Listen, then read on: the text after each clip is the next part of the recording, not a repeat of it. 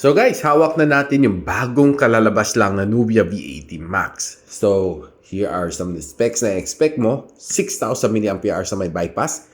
6.9-inch ng kanyang screen na may 120Hz of screen refresh rate. Drop resistant. No? So, yan ang ino-offer ni Nubia. So, buksan muna natin using our blade. Mukhang kailangan ko na magpalit ng bagong blade. Laging ito na lang. Kinakalawang na nga eh. Oh, it has been with me since 2018. Lucky charm. So, natin. Okay. V80 Max. Silipin muna natin the stuff inside. So, yeah, may case tayong kasama. Nakita ang case. Meron siyang charging brick. Feel ko 10 watts. Meron siyang cable. And quick start guide. May pa-warranty card pa sa likod.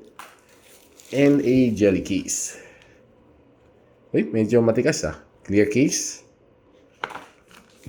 And ito ang V80 Max natin. Yan. Silipin niya yung specs. Okay. So, medyo mukhang Samsung. Itsura. Pero it looks nice. Yung kanyang color blue is also similar looking like Samsung. So, pero yung kanyang trademark talaga yung kanyang red button dito. Sa lalim, we still have yung audio jack. Yan. Sa taas, noise cancelling mic. And SIM tray. So, yun guys, abangan nyo yung full review natin nito. Phone na ito. V80 Max ni Nubia. So, abang nyo sa aking YouTube channel. I'll see you there.